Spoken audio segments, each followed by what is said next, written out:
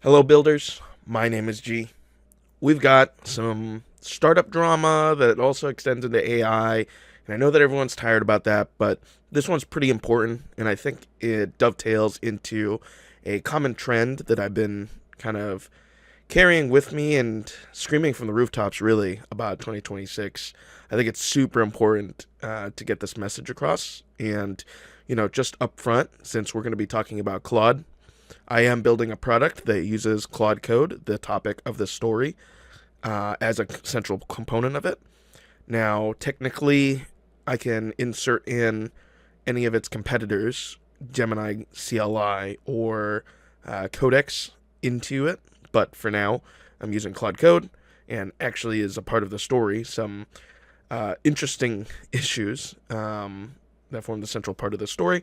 So, without further ado, let's get right into it. So, this story stems from a tweet thread that Tariq, one of the team members over at Claude Code, had released and was talking about how yesterday we tightened our safeguards against spoofing the Claude Code harness after accounts were banned for triggering abuse filters from third party harnesses using Claude subscriptions.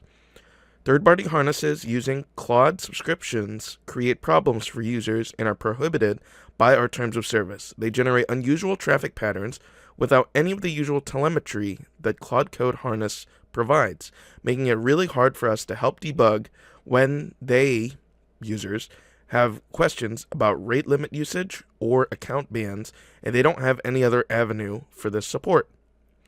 This is why the supported way to use Claude in your own tools is via the API. We genuinely want people building on Claude, including other coding agents and harnesses. And we know developers have broad preferences for different tool ergonomics. If you're a maintainer of a third-party tool and want to chat about integration paths, my DMs are open.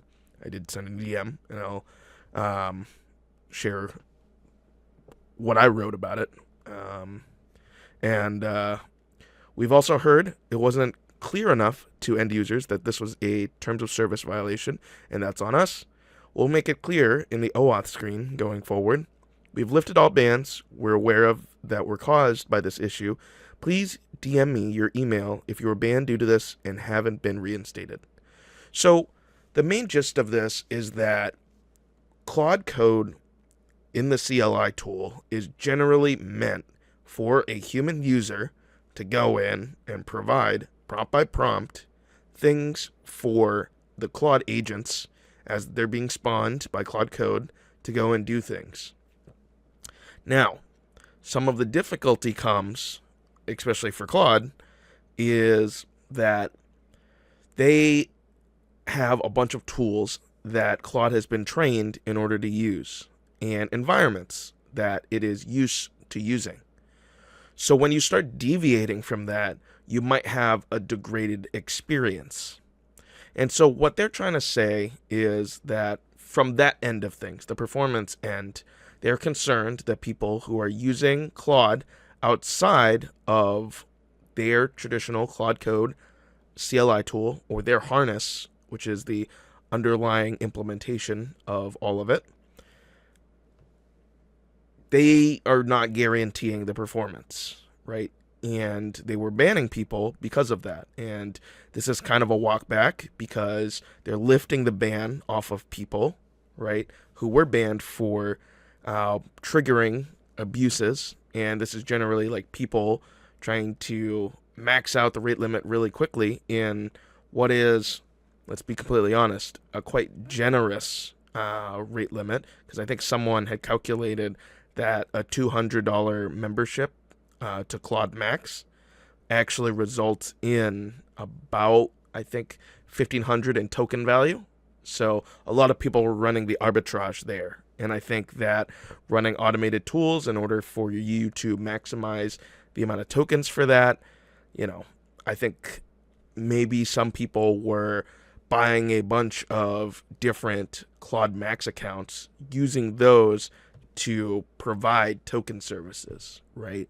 Which is not what they were obviously wanting. Now, they're making it clearer now and kind of putting their foot down, which To be completely honest, in my opinion, they probably should have prevented this behavior from the get. I do think that the virality that Claude Code has been, just in the spotlight recently might have spiked usage more than they were probably ready for. But to be completely honest, they probably should have seen this coming.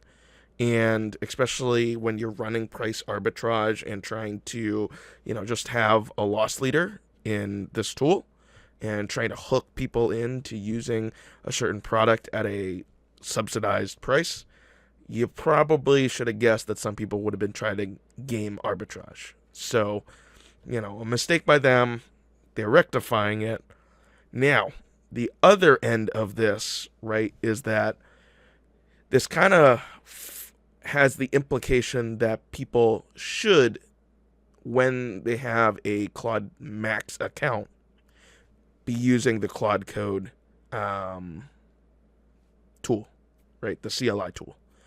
And it's an interesting question because what are you buying with Claude Max, right? Because they want you to use Claude Max in conjunction with the Claude Code tool. And they're saying if you want to use an external tool, you've got to use the API key. Now, the API key is at a vastly different price, and as I've personally experienced, a very high price. And maybe I'll do a different video bitching about sales tax. But,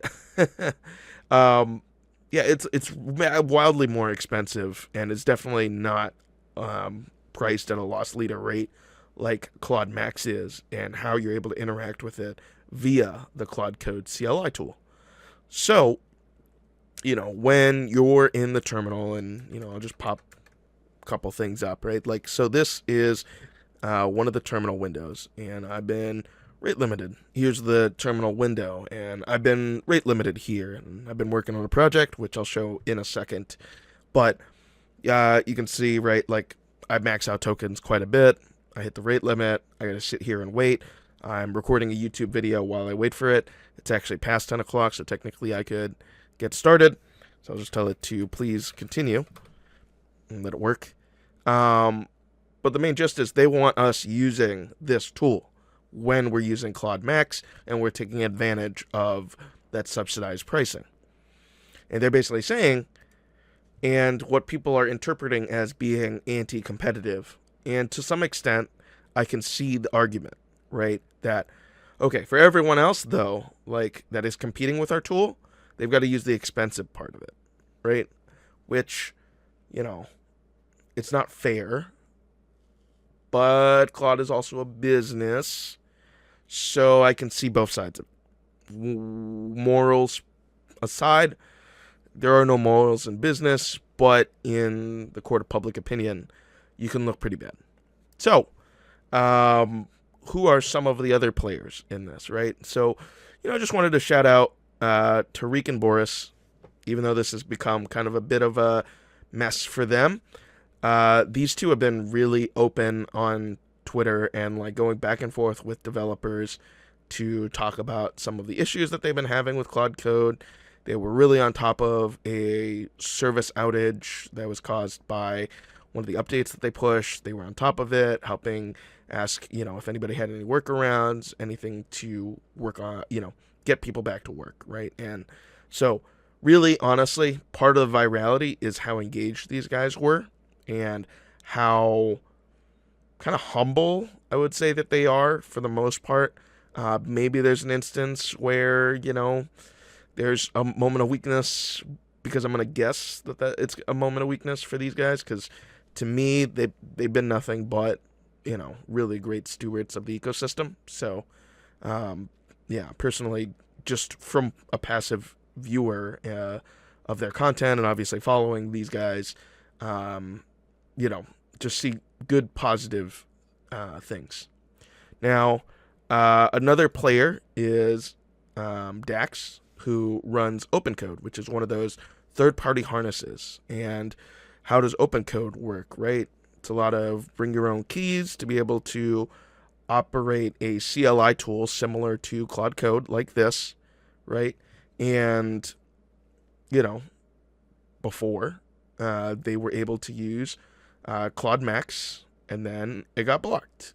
And obviously, uh, you know, people were raising a fuss about that.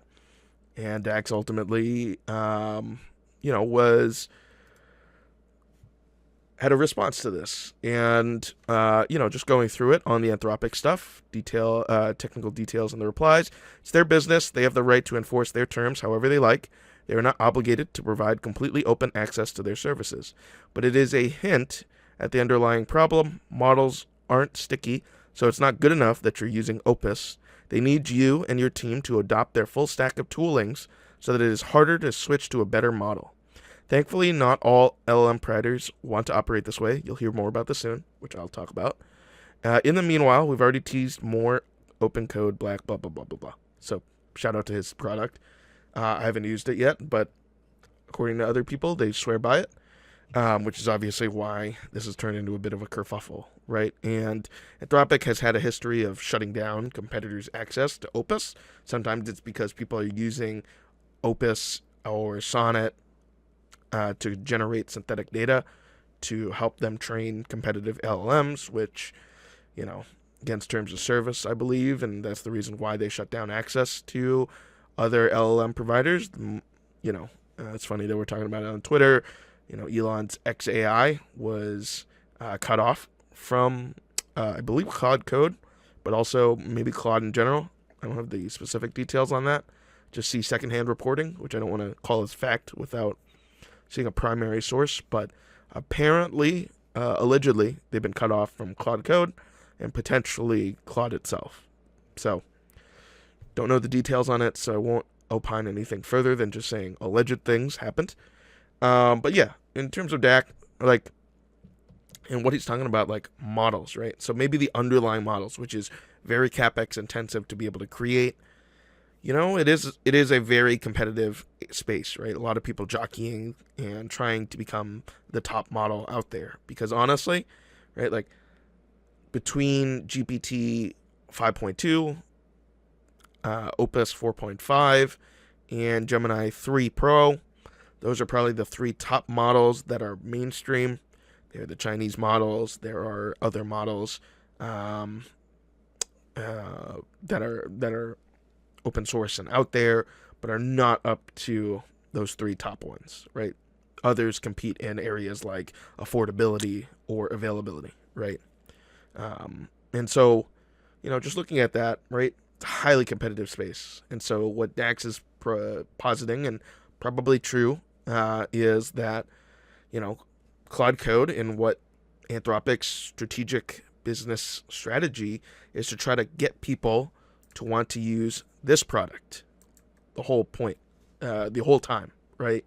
That their whole developer life will just be based off of not just this tool, but I think actually they're trying to push people over to the website version, which, to be completely honest, is not as good as the CLI tool in my opinion, and kind of runs a little bit differently too. So when I was talking earlier about using third-party harnesses and talking about performance, even their own developer tools at Anthropic, between just the website version versus the terminal version, it's totally different, right? And so, I can see where they're a little bit worried that people are going to experience Claude Opus on a different platform and then be like, man, this thing runs like crap, and a competitor's is good. And Anthropic's like, what the hell, man, it runs perfectly in Claude Code, why don't you just use that? And you can kind of see both sides of it. And I talked about my bias at the beginning. I am using Claude Code. This is me using it, but it's not just the fact that I'm using it here. I wanted to just bring up real quick on that original tweet thread. I had actually sent them a tweet and then DM'd him. So the DM was kind of similar to this. Poor grammar, so you know that I actually wrote it. But let me just open this up so we can see it. So I'm building a way for people to run containerized versions of Claude Code using their subscriptions or bring your own keys. I saw on Twitter a lot of people saying, oh man, I would really love it if I could just prompt Claude Code from my phone. And it's pretty hard to do that You'd have to, oh geez, I just saw a way, like you had to get a VPN service. I think it was like Timescale or something, some sort of VPN to then open up a terminal app to run an SSH to your Claude Code instance running on a local computer, and your computer had to be on the whole time running, and you'd have to have that communication back and forth. And even for me, like I'm trying to work on my network switch, and I have like a Mac Mini over here that I wanted to turn into a Claude Code box, but to be completely honest, it's just not it compared to what could be like running it into the cloud, creating a fully containerized sandbox for Claude Code to run in, and allow for people to code not just in the terminal, but in the browser or on a mobile app. So I just wanted clarity and asked, and he said he'll get back to me. So we'll see. I want to test this out. Maybe get a few people using it, get their feedback, see if it's worth building out more, because I'd love to tackle the SaaS space in this. And, just looking at what a couple of other people say, and what Dax was talking about in response to this, right? This guy, Thibaut, who works on Codex at OpenAI, he's puffing up about Codex's open source repo. They want to support a flourishing ecosystem of agentic coding tools out there. Talking about how they can build on top of Codex, and you can use your ChatGPT login for that, and presumably is not locked into just Codex. Now, the thing I will posit as a person who has attempted to use all three, Gemini, CLI, which stinks. Don't use it. It's garbage.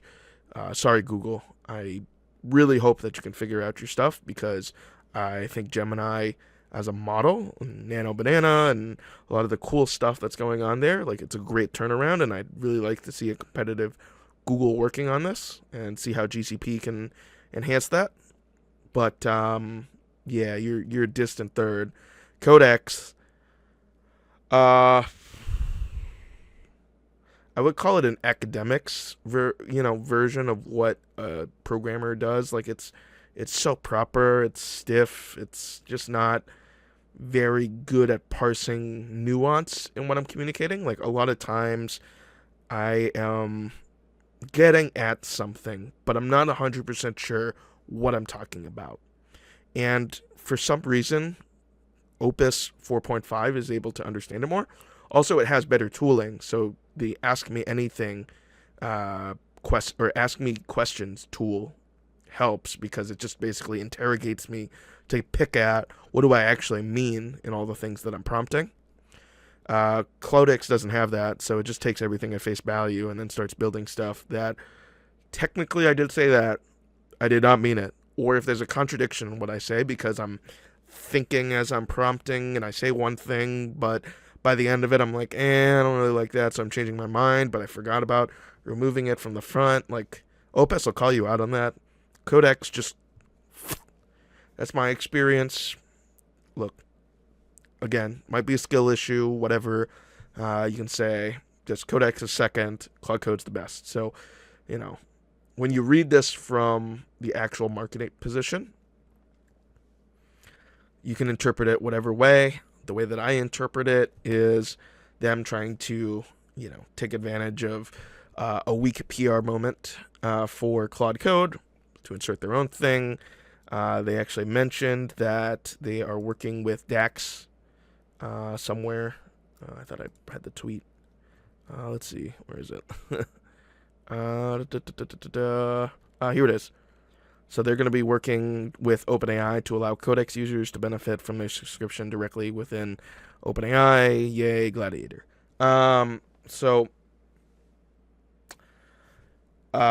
Another thought, right, from Theo, more on the business side, which I like thinking about, and kind of reinforces, okay, yeah. So 1,000 plus. I think I saw someone say 1,500.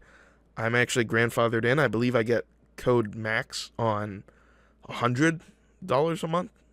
So I don't know if that's wrong. I don't want to bring it up and for them to be like, you pay 200 now, because that would blow for my Claude Max, you know, pricing, including Massachusetts sales tax. Blech. But yeah, this is true. I'm assuming most people are not power users like me who bundle prompts and then prepare things so that I have like 8 terminal windows running at the same time, and I'm just going through and hitting enter a lot on a lot of those, and auto edit, just letting it go, because in my opinion, just letting it go as opposed to me sitting there and trying to parse everything, I'd rather just be a user acceptance test and see that everything is working at the beginning, and then doing a code review once things actually work is a lot more of a better time used than reviewing every single edit that it wants to do, and then be like, well, it still doesn't work, but I reviewed it and I wasted a bunch of time. So, the way they're talking about here, right? Like, I'm a power user, so I'm probably in the 20%. 80% of people use way less than the $200 of inference. But yeah, it's definitely a loss leader. It's VC subsidies, right? A lot of money that's been raised by Anthropic that's going towards using a tool like this. They also, what is not mentioned here, right? Besides the fact that that last sentence, right? If they get locked into Claude Code and the Anthropic agents SDK, Anthropic no longer will have the best model to make their money, or will no longer have to make the best model to make their money. I would say that both probably the same, because I think that, even if you're locked in, how locked in can you really be with these agents? Because I feel like ripping out an agent and putting a new one in, like, there's stylistic differences, there's some minor things, but I think people, if they understand this is not the best model, let me just stick the best model in, the new model can get up to speed pretty quickly, as they're constantly getting better, obviously, with better tooling and all that type of stuff. Then I think you still have to have the best model. So I might push back on that last point, but totally about, like, marketing. They're using this as a loss leader. They need people to get locked in. My view is the training data is also incredibly important. They're willing to take this loss leader if people are spamming the crap out of Claude Code to a certain extent, so they don't lose too much money. But the amount of training data of, like, how are people using this? How are people prompting? Where are people getting frustrated at? What is successful? What is not? Right? What tools do we have to create in order to make this product better? Is worth, this 800 plus arbitrage here, where they're possibly losing it. So they're valuing it at 800 plus, possibly at the, top end, right, per person. Because, as he notes there, 80% of people will use less than it, and there's a cap. So you can't go above that 800 plus in arbitrage because of the rate limit. So, yeah. Just going back to what I'm talking about here. What am I building? So, I have built Bismarck AI, which I have announced before, more about agentic orchestration.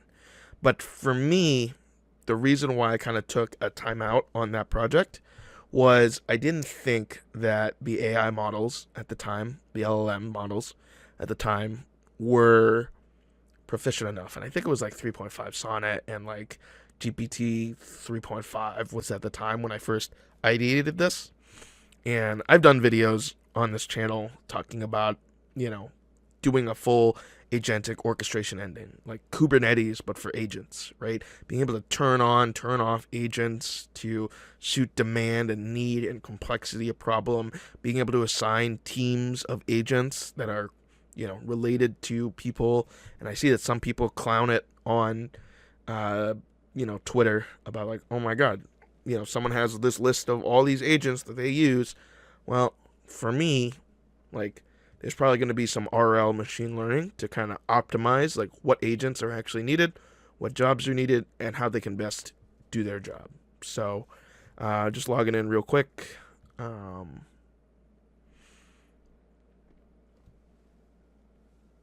we're in here.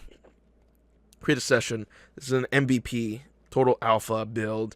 So what you see now is probably not the final experience, as I'm actively building this myself, and that I'm going to be eventually running here. Actually, I can open it up on my phone just to show you that I have it. Well, it's a website, right? So obviously I can just open it on my phone, but the mobile app version is something that I'm also going to try to build and then push to test flight, right? So obviously right now, I gotta actually send this to you. So yeah, I'm just logging in on my phone. I've got it open, and let me just connect to a session on my phone. So I just wanted a full screen so you could see this better, but that's Claude running on my phone. It looks a little bit scuffed. Maybe if I turned it sideways and zoomed out a little bit.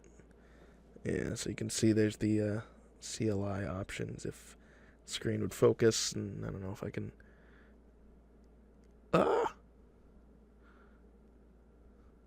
Always in live demos, so I'm just trying to scroll up so that you can see that, which should mirror.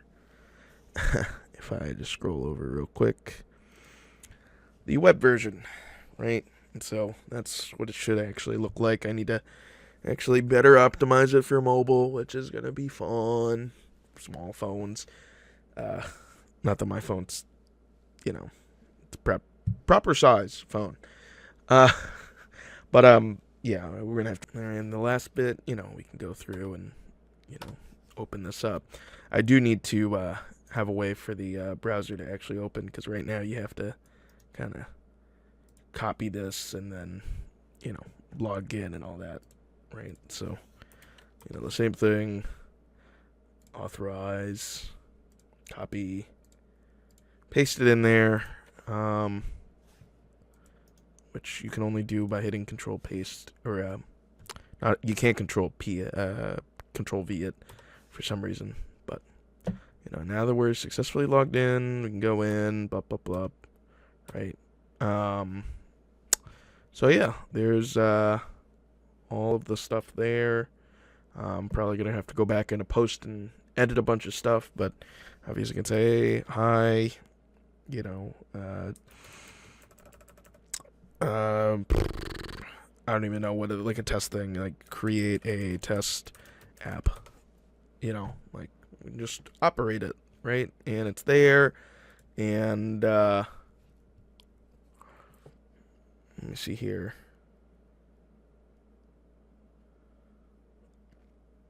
I think that you can reconnect into the same session, because I think there's the same session.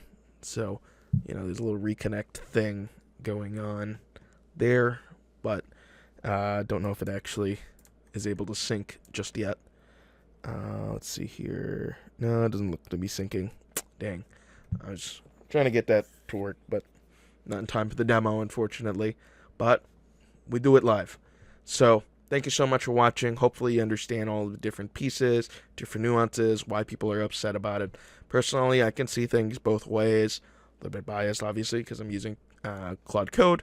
But obviously, in the website that I presented, could just slide Codex or Gemini CLI if they're actually good, or actually just create my own little terminal emulation with some back-end magic to coerce the agents into running stuff, right? That is dependent on me being able to build tools as great as the bigger companies. I think that Claude Code has already really great tools, which is why I'm willing to go out on a limb and build it. If they'll let me. I'm still waiting on their answer. So, yeah, hopefully this was an interesting look into this whole situation. Thank you so much for watching. If you want to support me and Bismarck AI, the links will be down in the description. I've got a wait list. Please join my Discord, because I'll drop the link to the final website for where this is going to be hosted on there, as well as on my LinkedIn and obviously any other social media. So thank you so much for watching. Tutorial going to be coming out soon, walkthrough as well. So do look out for more coding content that will be coming out in the future. That's not just AI based, but will just be about regular coding as well. So until next time, thank you so much for watching, and please like, subscribe. I want to hit 1,000. Thank you.